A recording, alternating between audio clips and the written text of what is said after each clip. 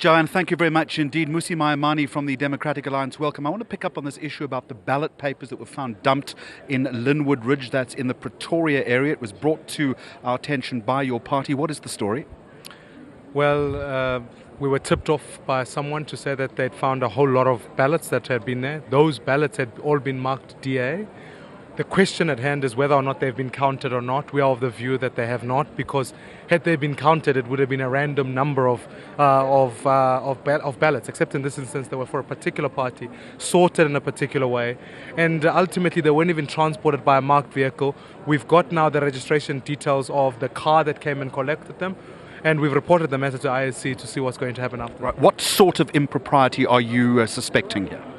Well, these were ballots that have not been counted. They were moved from the polling station, and that in fact these are ballots that must be monitored. And we've raised the matter with the IEC. We've sent people on ground, and so we'll then be putting a formal complaint together once we've got all the information from the ground, from our people who are on the ground. How many ballots are we talking about, and would this have any material impact, particularly on the vote here in Gauteng? Well, in a particular VD, those could be quite significant. These were piles, in a number of piles, and so they could have a very, very significant impact as to whether who wins that VD or not. And this becomes an important thing when you are collecting. Either way, the principle here must remain. If you talk about free and fair elections, you mustn't lose track of the fact that all ballots must be counted. We must audit the process and do it well. So we've got to ensure that these elections are run well. Initially, what sort of response have you had from the Electoral Commission?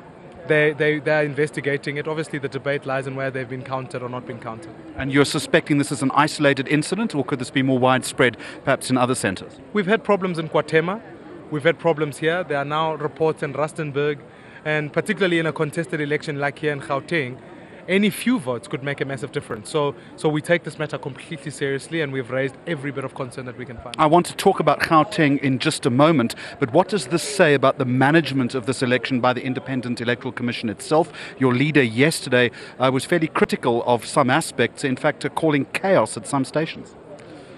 We are concerned about the ISC. There's no question about that. We've said to ourselves, firstly, there are some basic things that need to happen. It's the appointment of the right people.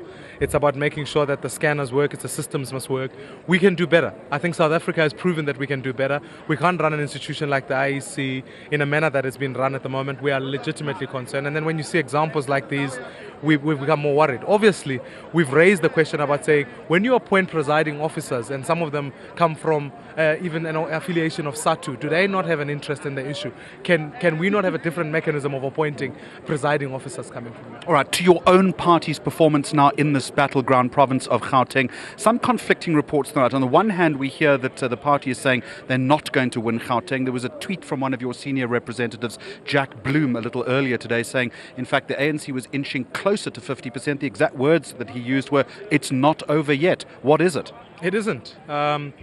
We are still waiting results from the big metros. As of an hour ago, only half of the ballots cast in Gauteng were then counted and audited and accounted for. With all these irregularities, there's still an investigation. We're very strong in the metros. We're grateful now that we're sitting at a place where the ANC is just maybe at 52%, coming down from 64%.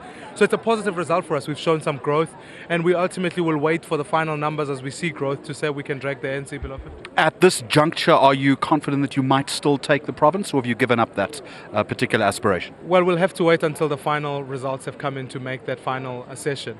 At this stage, we've shown growth. We're seeing some positive signs, but we'll wait until the end of it. You're not really answering the question. I mean, are you confident that you might take Gauteng? One fact I'm very confident about is the fact that we've dragged the ANC by at least 10-12%. That remains to be seen, and we've grown by at least 10%. So that's one fact I'm confident of. You must be thinking about your own future. Well, we've worked hard up until this election, so that's all I've been focused on, to see what the results are, what we're going to do as a party. I'm more concerned about the fact that what do we do? The DA has built a very substantial base. Where do we take it from there is the major question. Well, let's talk about where you take it from here. Is there a general sense in the party that the incumbent leader has taken the DA as far as it can go, and that a change in leadership is needed, or is that simply too early to start talking about?